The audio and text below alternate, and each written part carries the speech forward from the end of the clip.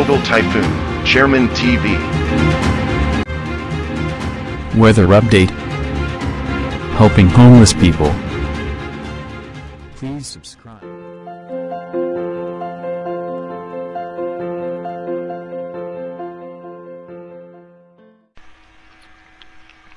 Magandang umaga po. Ito po ang latest update natin ngayong araw, February 28, 2024.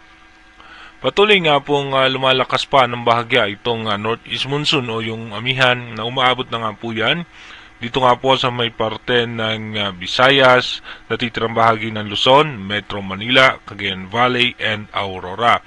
Habang easterlies naman at yung extension ng kaulapan ng low pressure area na nasa labas ng ating Philippine Area of Responsibility ay posible naman magdala po yan ng pagulan sa parte ng Caraga and Davao Region.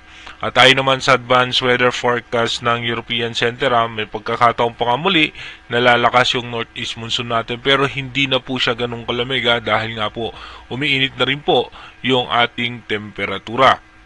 Dumako muna tayo sa ating rain map animation kung saan nga yung mga lugar na may tsansa ng pag-ulan. Mamaya nga pong alas 10 ng umaga, asahan natin sa eastern section ng Mindanao may tsansa nga po ng pag-ulan at habang sa Palawan naman ay posibilidad na makulimlim na kaulapan at yung malaking bahagi naman ng ating bansa ay mananatiling maayos at magandang lagay ng panahon. Pagdating naman po ng alas 3 ng hapon, may tsansa pa rin po ng pagulan ng ilang bahagi ng Mindanao dahil pa rin po yan sa easterlies at sa extension ng kaulapan ng nasabing low pressure area.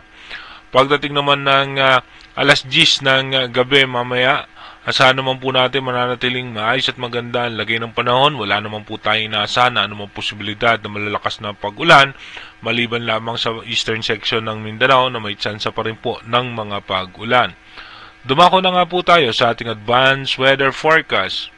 Dito nga po sa ating advanced weather forecast by February 29, asahan pa rin po natin na bahagyang ihina yung northeast monsoon o yung amihan at magkakaroon ng possible shear line sa may parte ng Palawan, rather ng Taiwan. Pagdating ng March 1 hanggang March 2, muling lalakas yung ating northeast monsoon.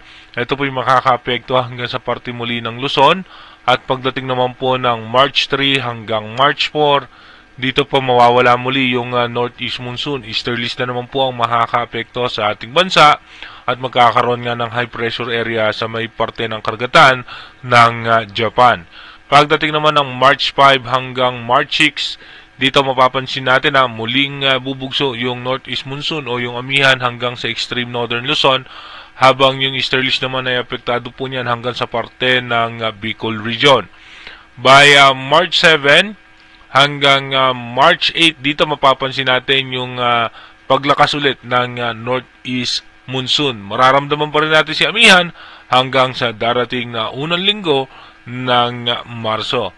Again, inuulit natin na yung ating advanced weather forecast is possible scenario pa lamang po yan. Malaki pa rin po ang tsansa na magbago yan. Sa ngayon nga po, wala po tayong anumang posibleng bagyo na minomonitor sa ating advanced weather forecast hanggang March 8. Mag-iingat po tayo palagi. God bless po sa ating lahat.